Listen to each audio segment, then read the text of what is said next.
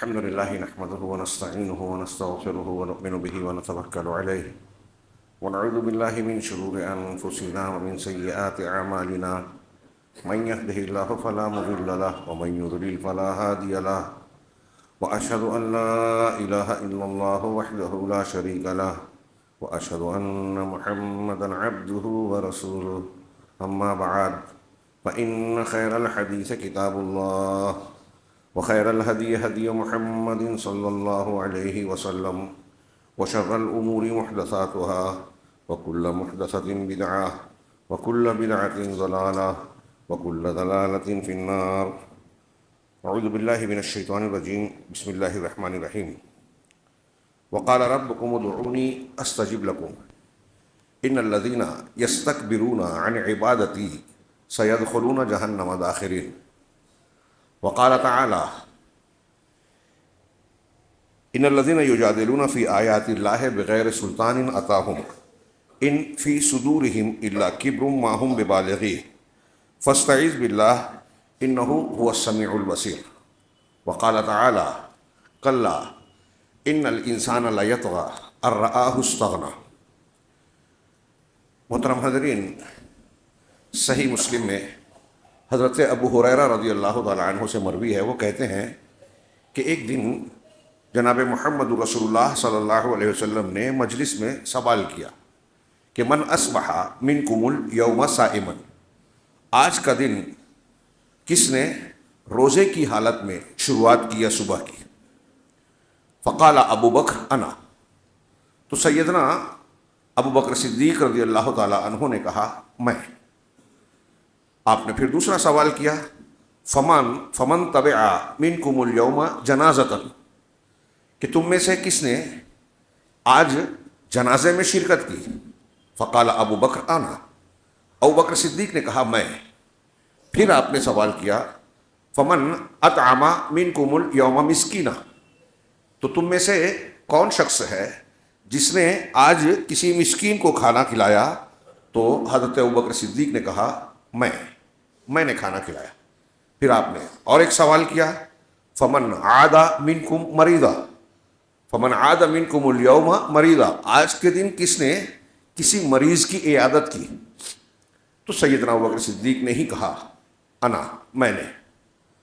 جب آپ نے یہ جوابات سنے تو آپ نے کہا مجتمعنا فی امرئ الا دخل الجنہ، یہ خصلتیں، یہ کام اور خوبیاں کسی بھی شخص میں جمع ہو جائیں تو وہ یقینی طور سے جنت میں داخل ہو گیا، اس کا جنت میں جانا پکا ہے. یہ حضرت صدیق اکبر کا کردار، مزاج اور عمل، اس کا ہلکا سا ایک عکس اس حدیث مبارک میں نظر آتا ہے کہ روزے سے ہے اللہ کی عبادت، مسکین کو کھانا کھلایا، بندے کے حق اور بندے کے خیال رکھنے کا مزاج، مریض کی عیادت کی، ایک بندے کے خیال رکھنے والے یا حق العباد، حق المسلم کو ادا کرنے کے ساتھ اس کا اللہ تبارک و تعالیٰ کی اطاعت سے کھلا ہوا تعلق ہے، کیونکہ شریعت نے اس پر ابھارا ہے، اس کی تعلیم دی ہے. اور اسی کے ساتھ جو دوسرے اعمال ہیں، یہی چیز آپ اور صحابہ کرام میں دیکھیں.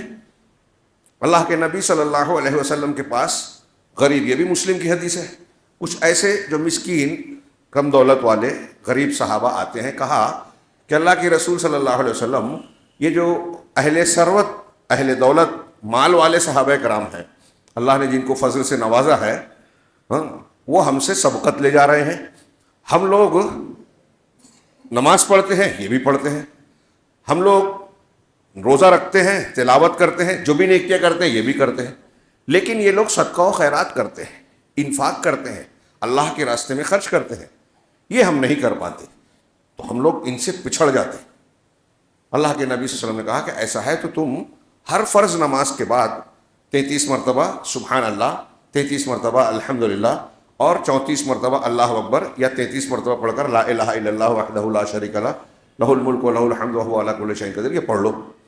خوش ہو گئے، چلے گئے، عمل کرنے لگے. پھر واپس آئے 2-4 دنوں کے بعد ہی اور کہا اللہ کے رسول یہ جو عمل آپ نے ہمیں بتایا یہ تو مالدار صحابہ بھی کرنے لگے. تو اللہ کے رسول نے کہا کہ یہ اللہ کا فضل ہے. ذالک فضل اللہ یؤتیہ من یشاء. یہ اللہ کا فضل ہے, اللہ جسے چاہتا ہے دیتا ہے, نوازتا ہے. اس کے علاوہ اور بھی آپ اس طریقے سے صحابہ کرام میں یہ دیکھ سکتے ہیں کہ جب جان کی بازی لگانے کا موقع آ رہا ہے, جان لگانے کو تیار ہے. جب خرچ کرنے کا موقع آ رہا ہے تو لوگ دیکھ رہے ہیں کہ ہمارے پاس کیا کچھ ہے. ہاں, تبوک کا موقع یاد کیجیے, حضرت عثمان غنی, حضرت عبد الرحمن بن عوف, بڑی بڑی رقم. حضرت عثمان نے اتنا خرچ کیا کہ اللہ کے رسول نے کہا آج کے بعد تم کوئی بھی عمل کرو, اللہ نے تمہارے لیے جنت طے کر دی. حضرت ابوبکر صدیق, عمر فاروق کا اسی وقت کا واقعہ ہے کہ حضرت عمر نے کہا کہ میں آج ابو بکر سے بازی لے جاؤں گا. نیکیوں میں یہ کمپٹیشن ہے, نیک کاموں میں حسد جلن نہیں کہ میں ان سے آگے بڑھ کر نیک کام کروں گا. اور آدھا گھر لے آئے, گھر کو آدھا آدھا بانٹا, سارا اپنی پونجی, اور آدھی لے کر اللہ کے راستے میں دے دی. سیدنا ابوبکر صدیق, یہ باتیں یاد ہم جانتے ہیں, میں یاد دہانی کرا رہا ہوں کہ ابوبکر صدیق سب لے آئے. پھر ان کا جذبہ یہ ہوتا تھا کہ ہم کیا نیکی کر لیں.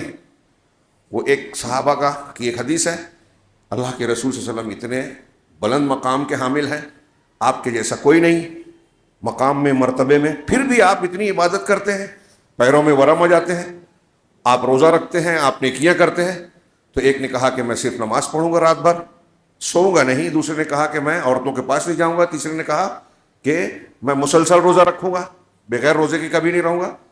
ان کا یہ عمل یہ غلط تھا. یہ غلط تھا کہ نیکی میں تشدد, غلو, مبالغہ کیا جائے.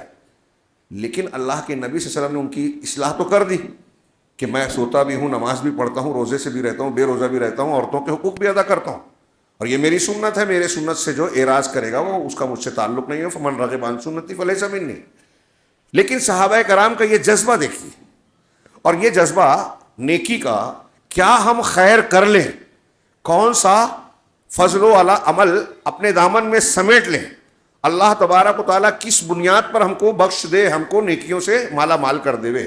اس کے لیے وہ بے چین رہا کرتے تھے, جستجو میں رہا کرتے تھے, کوشش کرتے تھے, محنت کرتے تھے. یہ عام حالات کی بات ہے. اور پھر جب مخصوص ایام اور مخصوص حالات آتے ہیں, جیسے ابھی ہم بہانے پر ہیں, قریب ہیں, اگلے ہفتے سے ہم شہر مبارک یعنی مبارک مہینے میں داخل ہونے والے ہیں. یہ بہت ہی برکتوں سے بھرا مہینہ ہے. اللہ کے نبی صلی اللہ علیہ وسلم اور صحابہ کرام کا اس میں کیا مزاج ہوتا ہے, سنیں گے, دہرائیں گے.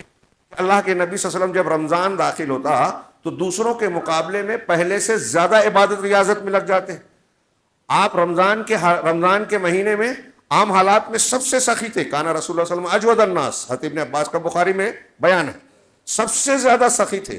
اور آپ کی سخاوت رمضان میں اور شباب پر ہو جاتی, سب سے زیادہ بڑھ جاتی.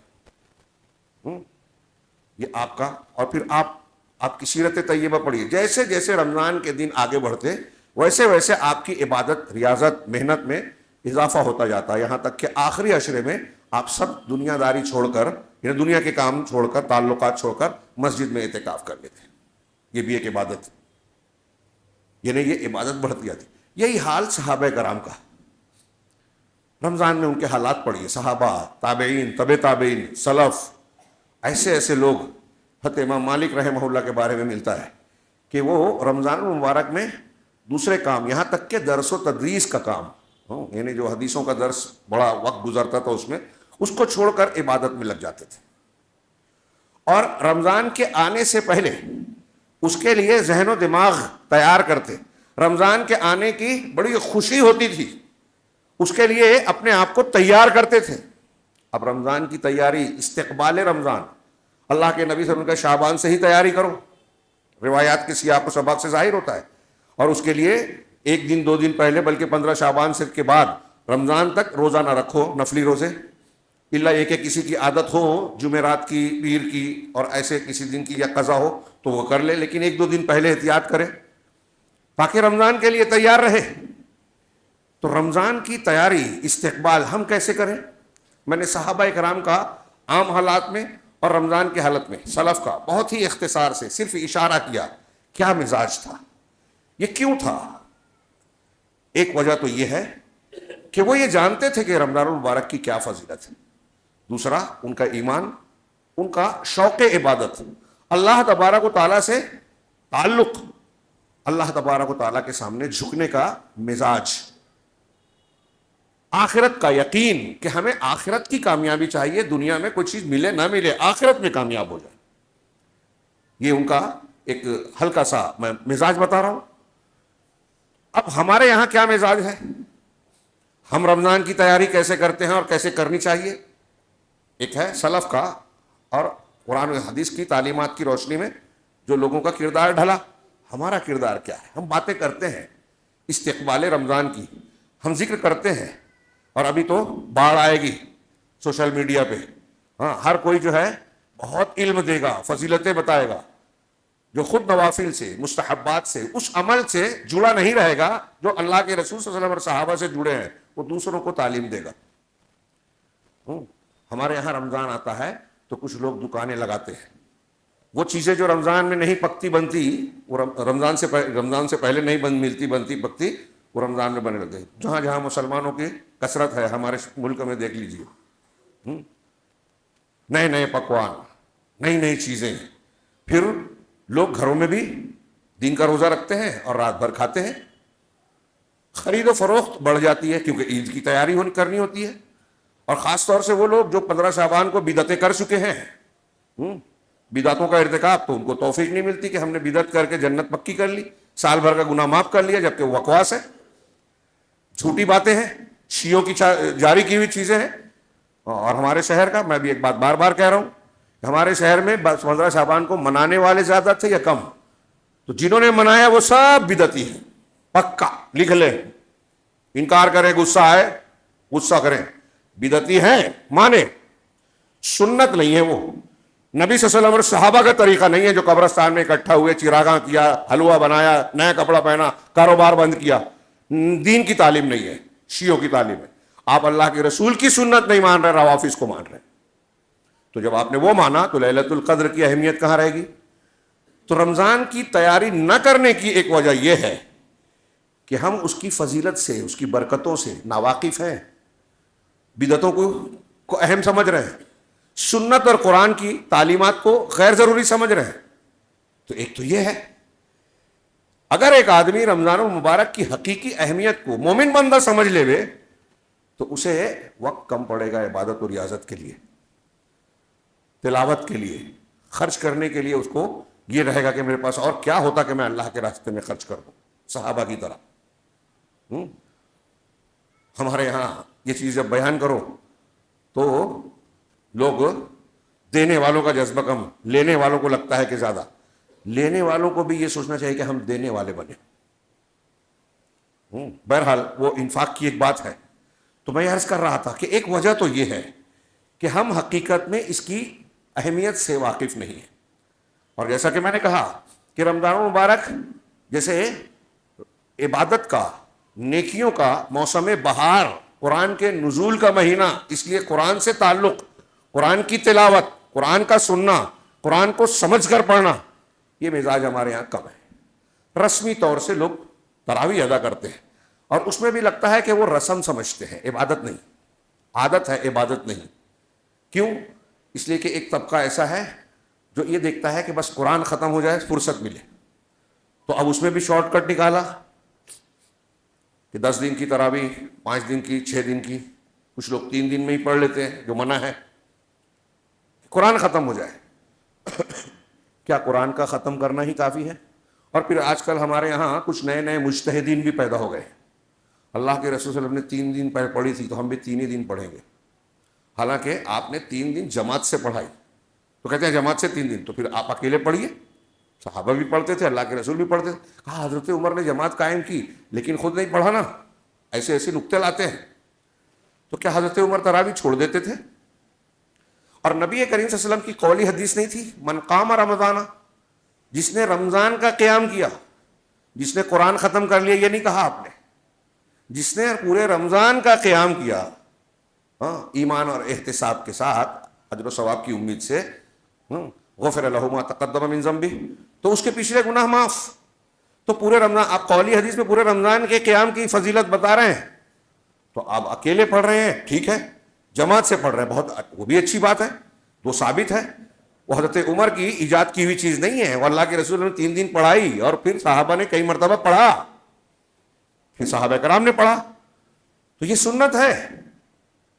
اب کچھ لوگ تو قرآن ختم کر دینا کافی سمجھتے ہیں، کچھ لوگوں کو تراویح لمبی ہوتی ہے تو بھاری پڑتی ہے، بوجھ محسوس ہوتا ہے، جنت بھی چاہیے اور شوق بھی نہیں ہے، محنت بھی نہیں ہے، تو لوگوں کی دیکھا دیکھی شرما شرمی میں کچھ نیکیاں کچھ لوگ کر جاتے ہیں۔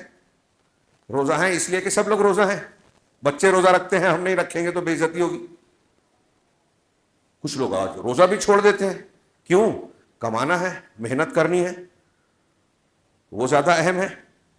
کیوں؟ کمائیں گے تو نیا کپڑا خریدیں گے، عید کی تیاری نئے کپڑے نہیں ہیں، عید کی تیاری لباس، جوتے چپل ٹوپی اور نئی نئی چیزیں نہیں ہیں، بلکہ عید کی تیاری نیکیاں ہیں، روزے ہیں، تراویح ہے، تلاوت ہے، انفاق ہے۔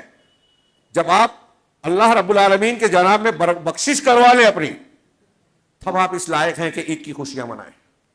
اور روزہ چھوڑ کے لوگ عید منا رہے ہیں، ان کو حق ہی نہیں ہے عیدگاہ نہ آئیں وہ لوگ جو لوگ روزہ چھوڑتے ہیں۔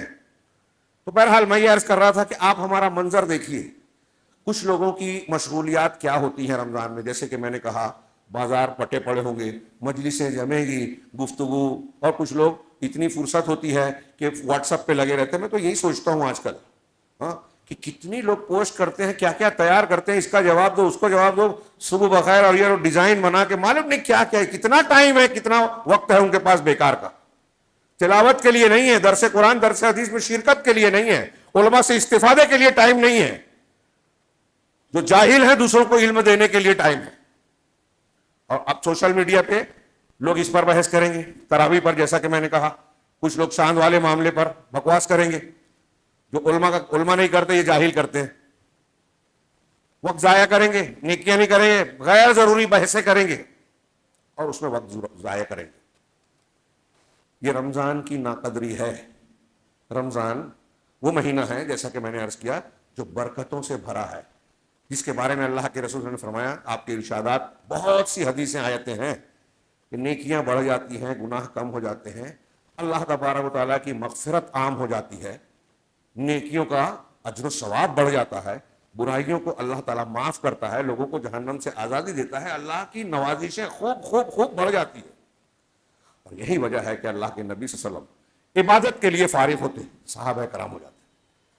یہ میں نے 1-2 وجہ کی طرف اشارہ کیا کہ ہم حقیقی طور سے جانتے نہیں ہیں، علم نہیں رکھتے کہ اس کا مقام مرتبہ کیا ہے اور ہمیں کیا کرنا چاہیے۔ دوسری ایک وجہ جو میں آج بیان کرنا چاہتا ہوں کہ عبادت کے لیے ہم کو جو تیاری کرنی ہے رمضان کی، جیسا کہ میں نے کہا کہ کھانا پینا، پکوان کی نئی نئی چیزوں کا اہتمام کرنا، کچھ چیزیں اسٹاک کر لینا کہ رمضان میں یہ پکائیں گے، یہ کھائیں گے، یہ دکان لگائیں گے، ایک دوسرے کو تحفے تحائف دیں گے، مبارکبادی دیں گے رمضان کے آنے کی، یہ نہیں ہے اس کی اصلی تیاری۔ اس کی تیاری یہ ہے کہ اپنے ذہن و مزاج کو عبادت کے لیے تیار کیا جائے، مزاج بنایا جائے، دل میں یہ عزم اور یہ ارادہ پختگی کے ساتھ بنایا جائے کہ اس رمضان المبارک میں ہم خوب عبادتیں کریں گے، اللہ تبارک و تعالیٰ سے توبہ کریں گے، اپنے گناہوں کی معافی کریں گے، تاکہ رمضان کے گزرتے گزرتے ہم گناہوں سے صاف ہو جائیں۔ اس رمضان کو، اس کے لمحات کو ہم ضائع نہیں کریں گے، جو بھی ہمیں موقع میسر ہو اور جو بھی ہماری طاقت ہو، ہم نیکیوں کو خوب خوب کر انجام دیں گے۔ ہم اللہ تعالیٰ کا ڈر اپنے دل میں پیدا کریں گے، ہم قرآن سے اس طرح جڑیں گے کہ نہ صرف اس کو پڑھنے والے بنے بلکہ اس پر عمل کرنے والے بنے۔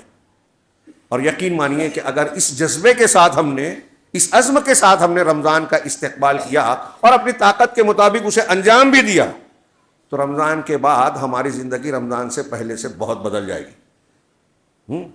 ہم پر اللہ کی رحمتیں آئیں گی، مسلمانوں پر۔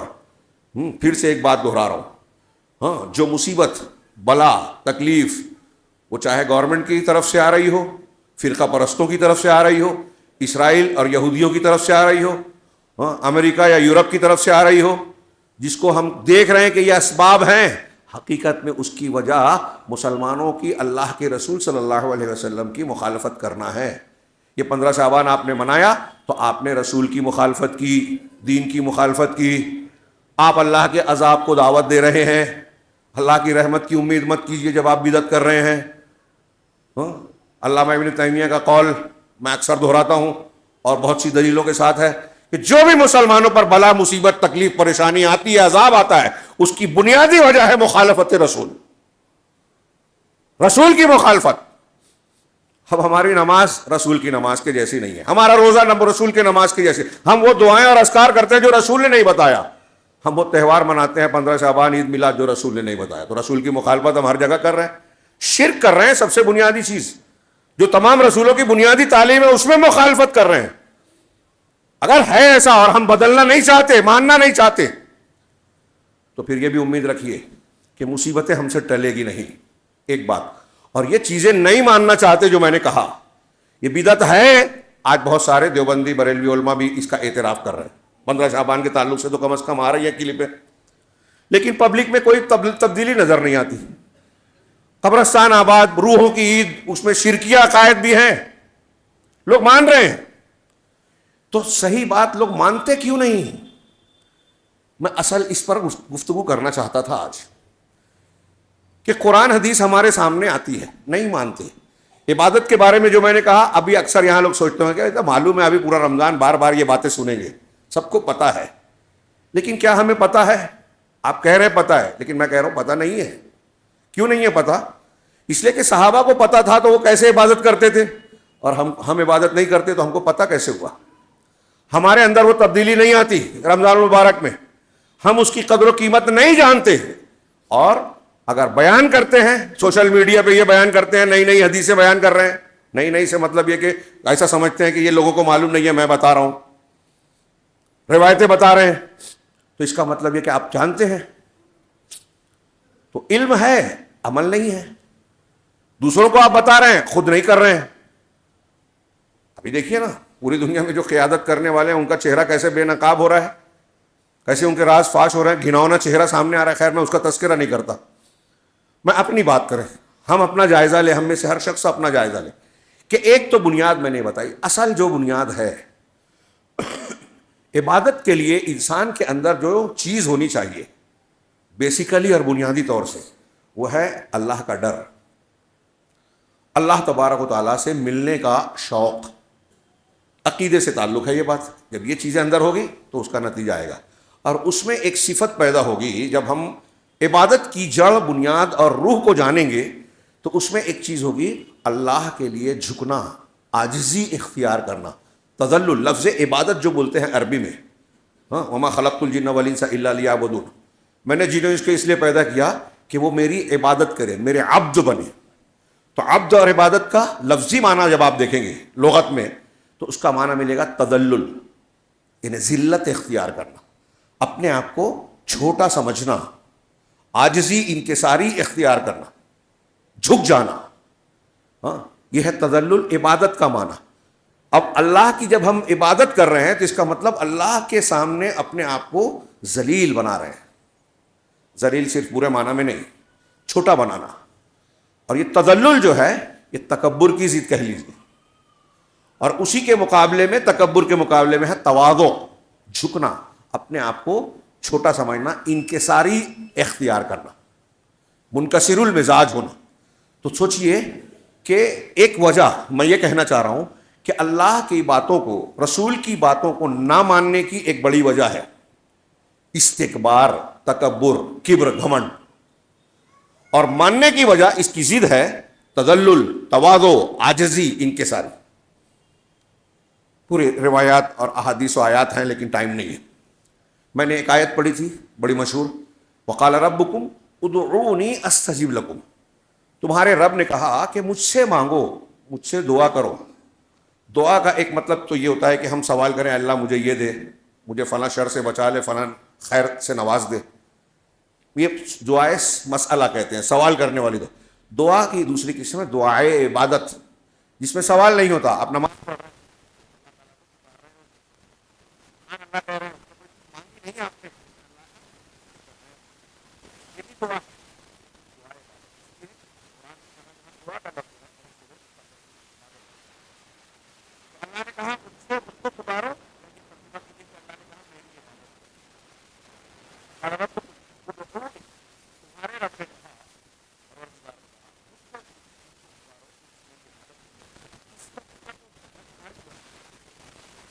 میں تمہاری دعا کو قبول کروں گا.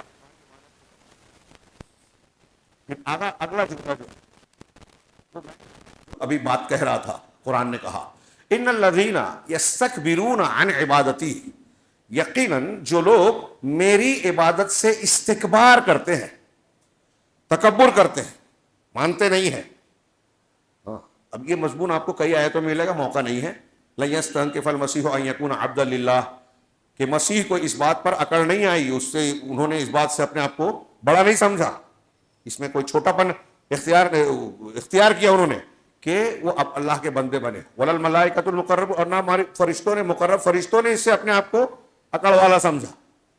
اور یہاں اللہ تعالیٰ کہہ رہا ہے کہ جو لوگ میری عبادت سے استکبار کرتے ہیں، اپنے آپ کو بڑا سمجھتے ہیں، کیا مطلب؟ مانتے نہیں ہیں، جھکتے نہیں ہیں اللہ کے سامنے.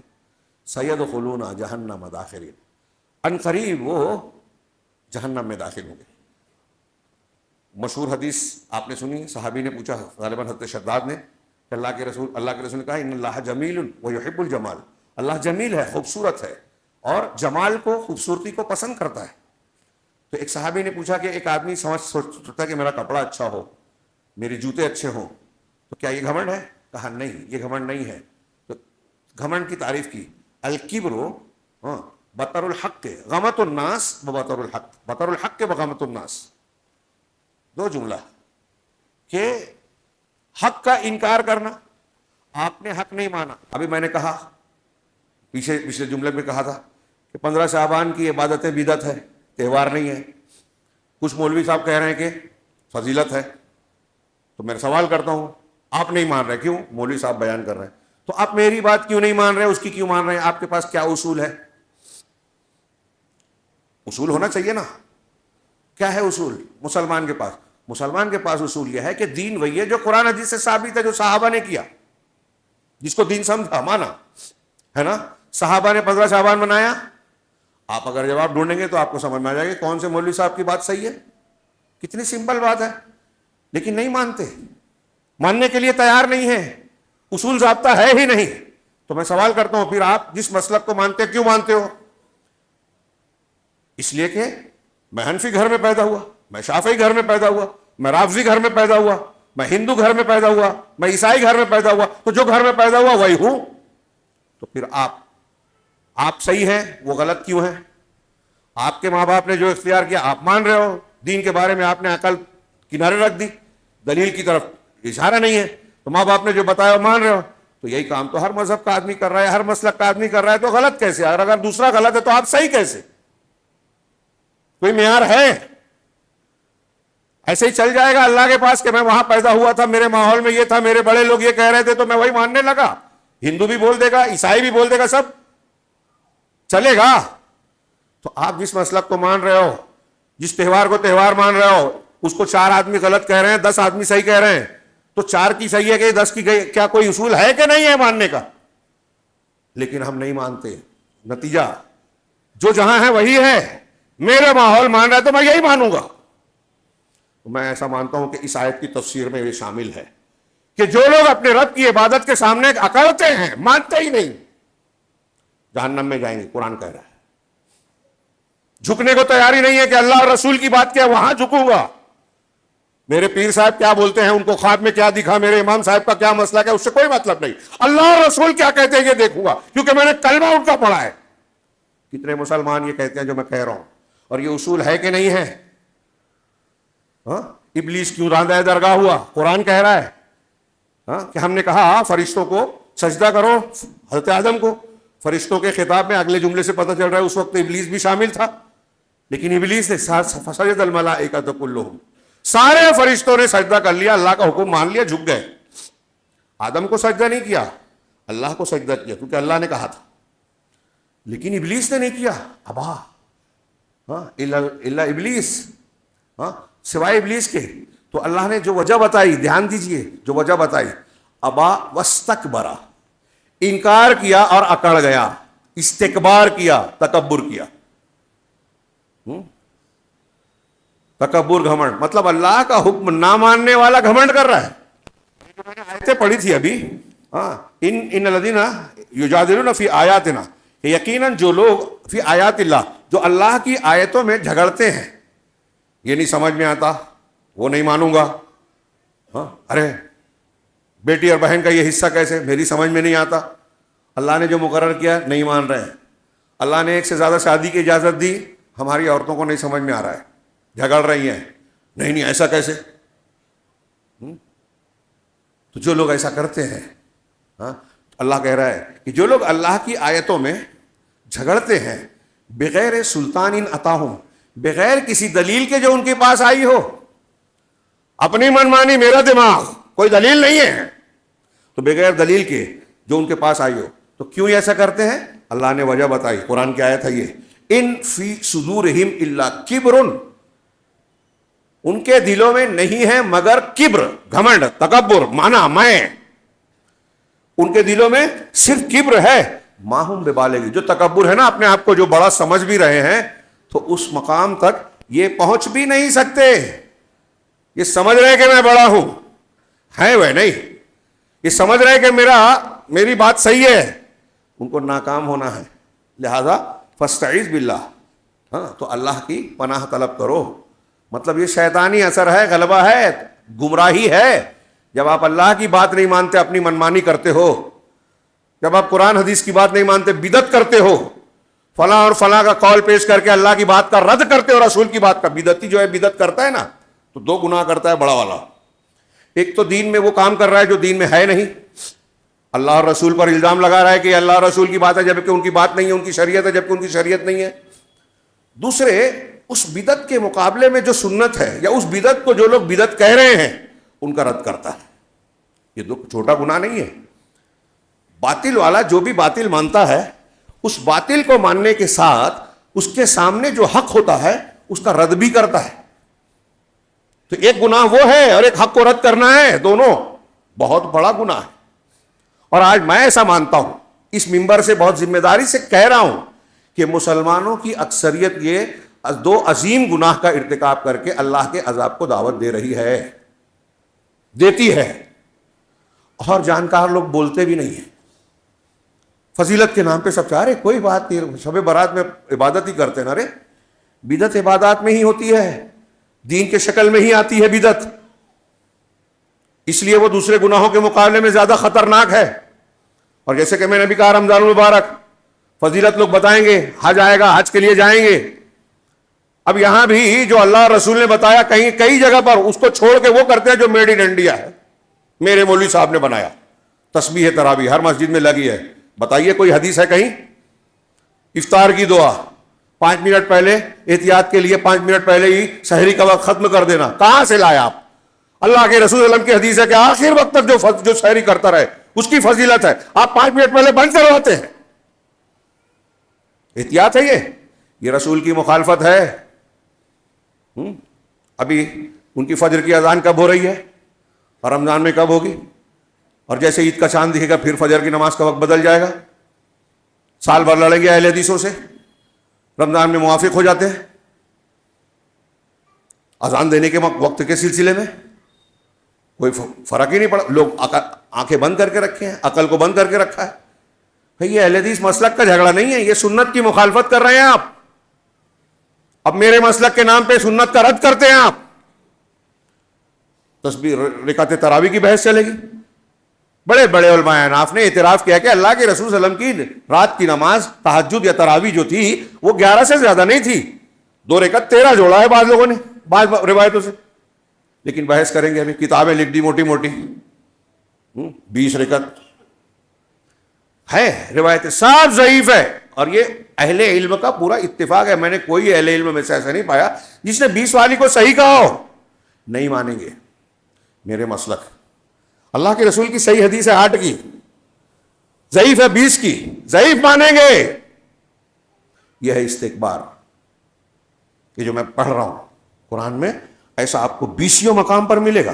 ہاں یہ اللہ کے رسول اللہ تبارک و تعالیٰ نے مثال کے طور پہ صرف قوم فرعون کا فَأَرْسَلْنَا عَلَيْهِمُ الطُّوفَانَ وَالْجَرَادَ وَالْقُمَّلَ وَالضَّفَادِعَ وَالدَّمَ آیات مفصلات، اللہ تعالیٰ نے یہ الگ الگ نشانیاں عذاب بھیجے چھوٹے چھوٹے کہ ہم نے ان پر طوفان بھیجا، اور پھر جراد ٹڈی دل بھیجا، پھر کمل چیچڑی، ہم اس کو جوں کہہ لیں، چھوٹے چھوٹے کیڑے، یہ بھیجا، اس کی کثرت، اس کی تفصیل میں نہیں جا رہا ہوں، ترجمہ کر رہا ہوں صرف. والضفادع مینڈک، ہر طرف مینڈک ہی مینڈک ہو گئے. ہاں، والدما، اور خون، ہر چیز میں خون ملتا تھا. آیات مفصلات، تفصیلی کھلی کھلی آیتیں، نشانیاں. یہ بطور عذاب اللہ نے الگ الگ چیزیں دی، اور جب بھی یہ عذاب آتا ہے حضرت موسیٰ سے دعا کرتے رہے، دعا کیجئے یہ چلا جائے گا، ہم ایمان لے آئیں گے. حضرت موسیٰ دعا کرتے چلا جاتا، پھر وہی نہیں مانتے، یہ تکبر. آگے اللہ نے کہا فاستکبروا، لیکن یہ اکڑ گئے، استکبار کیا. وکانوا قوما مجرمین، اور وہ تھے ہی مجرم لوگ. تو جو لوگ استکبار کر رہے ہیں، اکڑ رہے ہیں، اللہ کے اور رسول کی بات نہیں، وہ موسیٰ علیہ السلام کی بات نہیں مانی، اللہ کی بات نہیں مانی، تو قرآن کا استکبار کیا، مجرم ہے. اور ہم کوئی حدیث کوئی سنت جب نہیں مانتے تو کیا ہم نہیں ہیں؟ اللہ کے رسول، صحیح مسلم کی حدیث حضرت سلمہ بن اکوع کی، کہ ایک شخص کھانا کھا رہا تھا الٹے ہاتھ سے. چھوٹی سی بات لگتی ہے ہمیں، بائیں ہاتھ سے، الٹے ہاتھ سے کھانا کھا رہا تھا. تو اللہ کے رسول نے کہا کل بیمینک، سیدھے ہاتھ سے کھاؤ. صحیح مسلم کی حدیث ہے، صحیح حدیث. تو اس نے کہا مستطعت یا لستطعت، ارے مجھے اس کی طاقت نہیں ہے کہ میں سیدھے ہاتھ سے کھاؤں. تو اللہ کے رسول صلی اللہ علیہ وسلم، جنہوں نے طائف والوں کو بد دعا نہیں دی، مکہ والوں کو کئی مقام پر نہیں دی، اس کو بد دعا دے دی. کہا لستطعت، کہ تجھے کبھی اس کی طاقت نہ ملے. تو حضرت سلمہ کہتے ہیں، سلمہ بن اکوع رضی اللہ عنہ راوی حدیث، کہ اس نے جو اللہ کے رسول صلی اللہ علیہ وسلم کی بات نہیں مانی تھی، ما منعہ الا الکبر، کہ اسے نہیں روکا مگر کبر نے، گھمنڈ نے، انا نے. تو اللہ کے رسول صلی اللہ علیہ وسلم نے جب بد دعا دے دی تو اس کے بعد مرتے دم تک اس کا سیدھا ہاتھ اس کے منہ تک نہیں آ پایا. چھوٹی بات ہے، ہم کو لگتا ہے سیدھے ہاتھ سے کھانا، الٹے ہاتھ سے کھانا پینا، یہ ہم لوگ بہت سارے لوگ چھوٹی بات سمجھتے ہیں. کتنے مسلمانوں کو دیکھتا ہوں لاپرواہی سے کھاتے پیتے ہیں الٹے ہاتھ سے. چھوٹی بات، نتیجہ کیا نکلا؟ سنت کی مخالفت. یہ میں مثالیں دے رہا ہوں، اور بھی آیتیں ہیں، وقت زیادہ ہو رہا ہے. میں یہ کہنا چاہتا ہوں کہ رمضان کی یہ فضیلتیں، عبادات کے تعلق سے ہمارا رویہ، اللہ اور رسول کی بات کو نہ ماننے کا مزاج، یہ استکبار ہے، یہ ابلیس کی روش ہے، یہ فرعون کا طریقہ ہے. قرآن نے فرعون کو کہا، دل یقین رکھتا تھا حضرت موسیٰ جو کہہ رہے ہیں صحیح ہے. قرآن نے کہا وَجَحَدُوا بِهَا وَاسْتَيْقَنَتْهَا أَنفُسُهُمْ ظُلْمًا وَعُلُوًّا، کہ انہوں نے، فرعونیوں نے، فرعون اور آل فرعون نے حضرت موسیٰ کی لائی ہوئی نشانیوں، تعلیمات کا انکار کیا، معجزات کا رد کیا، انکار کیا، مخالفت کی. حالانکہ قرآن کہہ رہا ہے، آگے دیکھیے اللہ کیا کہہ رہا ہے، وَاسْتَيْقَنَتْهَا أَنفُسُهُمْ، جبکہ ان کے نفس کو، ان کے دلوں کو اس کا یقین تھا. مطلب مانتے تھے کہ موسیٰ کی تعلیم، قرآن کہہ رہا ہے دل میں یقین تھا، مانتا تھا دل میں، سامنے نہیں مانا، انکار کیا. تو کیوں نہیں مانا؟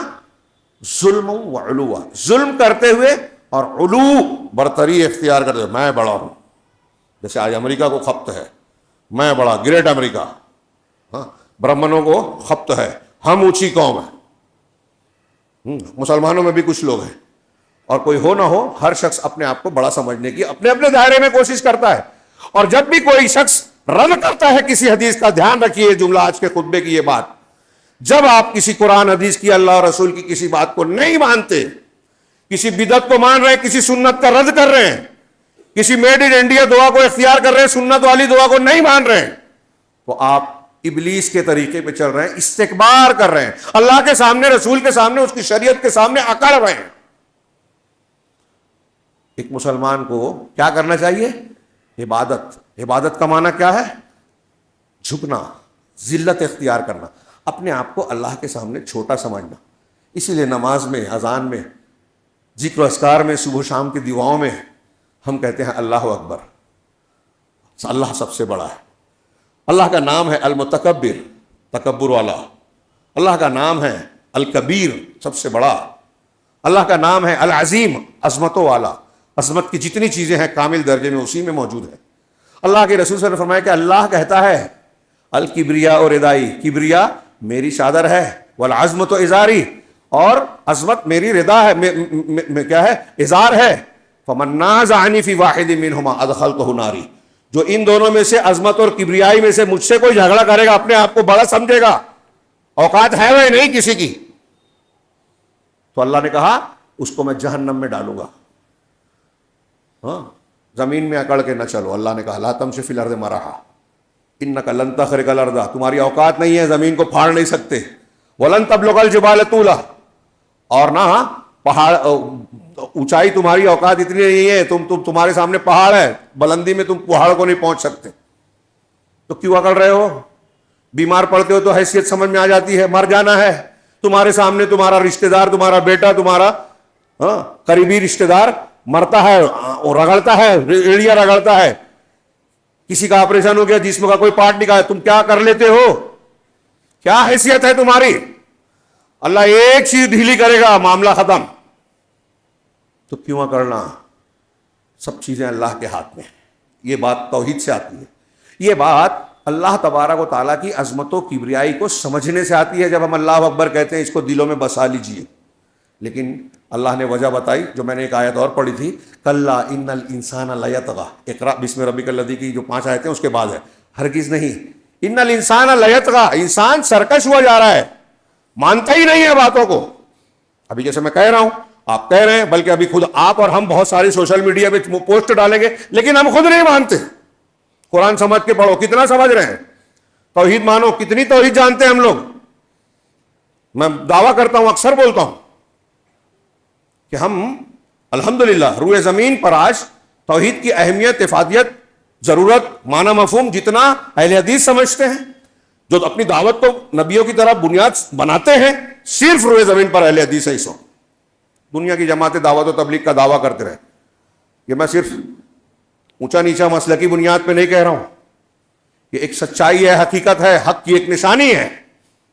لیکن آج اہل حدیثوں میں ایک بڑی تعداد میں دیکھتا ہوں جو اس کی اہمیت نہیں سمجھتی, توحید کا مطلب نہیں جانتی, اس کی شرطیں نہیں معلوم ہے. یہاں جو بیٹھے ہیں ان میں ایک تعداد ایسی ضرور ہوگی, پوچھ لیجئے توحید کی شرطیں کیا ہے, نہیں بتا پائیں گے, اور کہیں گے سمجھیں کہ ہم علامہ ہیں. آپ بیسک دین کی سب سے بنیادی چیز نہیں جانتے آپ, اور گھمنڈ ہے کہ میں بہت جانتا ہوں. تواضع اختیار کیجیے. اگر جانتے ہیں, اور جاننے والے کی ایک نشانی ہے کہ جو علم والا ہے نا وہ اپنے آپ کو چھوٹا سمجھتا ہے, بہت سی چیزیں میں نہیں جانتا یہ کہتا ہے. جاہل ہے وہ ٹھوکتا ہے, بولتے نا ہمارے یہاں خالی برتن زیادہ آواز کرتا ہے, تو وہ زیادہ دعوے کرے گا جو کم جانتا ہے, جو زیادہ جانتا ہے وہ دعوے نہیں کرتا. تو تواضع اختیار کیجیے. اللہ کے نبی صلی اللہ علیہ وسلم دیکھیے, ہر چیز میں آپ امام, ہر خوبی میں آپ سب سے اونچائی پر ہیں, سارے انسانوں میں سب سے اونچے.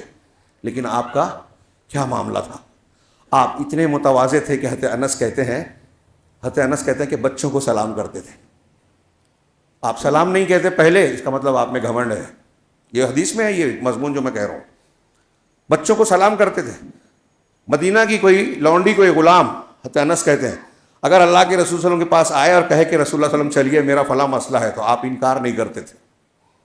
آپ گدھے کی سواری کرتے تھے, آپ مجلس میں لوگوں کے بیچ بیٹھتے تھے, آپ کہتے تھے کہ میں مسکینوں سے محبت کرتا ہوں, آپ کہتے تھے کہ مجھے تلاش کرنا ہے تو مسکینوں میں ڈھونڈنا, مسکینوں میں, غریبوں میں مجھے ڈھونڈنا, اس لیے کہ تم کو جو روزی ملتی ہے, تم کو جو مدد ملتی ہے اللہ کی, وہ تمہارے کمزور لوگوں اور مسکین لوگوں اور چھوٹے لوگوں کی دعاؤں سے اور ان کی وجہ سے ملتی ہے.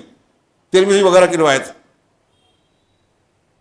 آپ دعا کرتے تھے تو کہتے تھے اللہم انی عبدک, اے اللہ میں تیرا بندہ ہوں, وابن عبدک, تیرے بندے کا, تیرے غلام کا بیٹا ہوں, وابن امتک, تیری لونڈی کا, تیری بندی کا بیٹا ہوں, ناصیتی بیدک, میری پیشانی تیرے ہاتھ پہ ہے, عدل فی قضا ماضٍ فی حکمک, میرے سلسلے میں تیرا ہی فیصلہ نافذ ہوتا ہے, ماضٍ فی, ہاں عدل فی قضاؤک, تیرا جو بھی فیصلہ میرے بارے میں ہوتا ہے اس میں عدل انصاف ہے. مجھے غریب بنایا, مجھے کوئی دکھ دیا, بیماری دی, تیرا انصاف ہے, میں تیرے سامنے جھکتا ہوں, تیرا فیصلہ مجھے قبول ہے. یہ ہے تواضع, نبی کی یہ تعلیم. صحابہ کے اندر یہی مزاج, ہمارے اندر کیا مزاج؟ میں نے جیسا کہ عرض کیا, بہت بری بات ہے اگر رمضان کی فضیلتوں کو, عبادت کے اجر و ثواب کو, اللہ تبارک و تعالیٰ کی رحمتوں کو اپنے دامن میں سمیٹنا ہے تو پہلے عبادت کا صحیح مفہوم سمجھ کر اپنے دل و دماغ میں اسے بسائیں کہ ہم اللہ کے سامنے جھکنے والے بنے. من تواضع للہ رفعہ اللہ, جو اللہ کے لیے جھکتا ہے، تواضع اور چھوٹا پن اختیار کرتا ہے، اللہ اس کو اونچائی دیتا ہے. اور جو اکڑتا ہے، چلنے والا بھی بولتا ہے کہ دیکھو کتنا اکڑ کے چل رہا ہے، اکڑنے والے کی اللہ تبارک و تعالیٰ بھی عزت نہیں کرتا اور ذلیل کرتا ہے، توڑ دیتا ہے. جو دنیا میں گھمنڈ کرنے والے ہیں، حدیث میں ہے کہ قیامت کے دن وہ ہلکے چوٹی کیڑے مکوڑوں کی طرح بنا دے گا اللہ تعالیٰ ان کو. ان کے گھمنڈ کا یہ رد عمل ہوگا. اور جس نے بھی دنیا میں گھمنڈ اختیار کیا، اللہ تبارک و تعالیٰ نے اسے توڑ دیا. اور گھمنڈ صرف یہی نہیں ہے کہ آپ پکڑ کے چلے دکھائیں، جیسا کہ میں نے کہا گھمنڈ یہ ہے کہ آپ، رسول اللہ صلی اللہ علیہ وسلم نے فرمایا، بات اسی پر ختم کرتا ہوں، بہت کچھ باقی ہے چھوڑتا ہوں. اللہ کے رسول صلی اللہ علیہ وسلم کے فرمان کی روشنی میں یاد کر لیجئے کہ جب بھی آپ کسی حق بات کا رد کرتے ہیں، جو اللہ کے رسول نے کہا الکبر بطر الحق، حق کو ٹھکرا دینا، غمت الناس اور لوگوں کو حقیر سمجھنا. جب بھی آپ سمجھتے ہیں کہ میں دوسروں سے بہتر ہوں، آپ گھمنڈ میں ہیں. جب بھی آپ کسی سنت کو، کسی حدیث کو، وہ کیسی بھی دکھ رہی ہو، صرف اس بنیاد پر رد کرتے ہیں کہ آپ کی عقل میں نہیں آ رہی ہے. کوئی حدیث سنت اس لیے نہیں مان رہے کہ آپ کے مسلک کے خلاف ہے، یہ تو وہ مسلک والے، یہ تو اہل حدیث مانتے ہیں، اس لیے میں نہیں مانوں گا، میرا مسلک یہ ہے، اور وہ بتا رہے ہیں کہ یہ اللہ کے رسول کی سنت ہے، آپ نہیں مانتے، تو آپ کے اندر گھمنڈ ہے. یہ مان لیجئے، کم سے کم یہ تو مان لیجئے یہ اللہ کے رسول کہہ رہے ہیں کہ جب آپ اللہ رسول کی بات نہیں مان رہے ہو، شریعت کے سامنے نہیں جھک رہے ہو، تو آپ کے اندر استکبار ہے. آپ فرعون کے طریقے پہ ہیں، آپ ابلیس کے طریقے پہ ہیں. یہ جانتے ہیں کہ اللہ کہہ رہا ہے کہ جھک جاؤ، یہ جانتے ہیں اللہ کہہ رہا ہے کہ یہاں سجدہ کرو، نہیں کیا، آپ بھی نہیں کر رہے ہیں. اللہ رب العالمین ہمیں انبیاء کا طریقہ اختیار کرنے والا بنائے، متواضع بنائے، اپنی عبادت کرنے والا بنائے، تکبر، استکبار سے اور ایسی تمام بیماریوں سے جسے اللہ ناپسند کرتا ہے اور جو اب جہنم کی طرف لے جاتی ہے. اللہ ان سے ہم کو محفوظ کرے. ہمارے ذہن و مزاج میں رمضان کے استقبال اور اس کی تیاری کے لیے یہی سب سے ضروری ہے کہ اپنے دلوں کو اللہ کے سامنے جھکنے والا بنائیں، اپنے دلوں میں اللہ کا خوف ڈالیں. اور اسی سے یہ پیدا ہوگا کہ یہ مزاج بنے گا کہ روزے کی حالت میں زیادہ سے زیادہ نیکیاں کریں، برائیوں سے توبہ کریں، اور وہ ساری خوبیاں جو ایک مومن بندے میں ہونی چاہیے اسے اختیار کریں. اللہ رب العالمین ہمیں خیر کی توفیق دے. وآخر دعوانا ان الحمدللہ رب العالمین. بارک اللہ لنا ولکم فی القرآن المجید ونفعنا وإیاکم بالآیات والذکر الحکیم انہ تعالی جواد کریم ملک.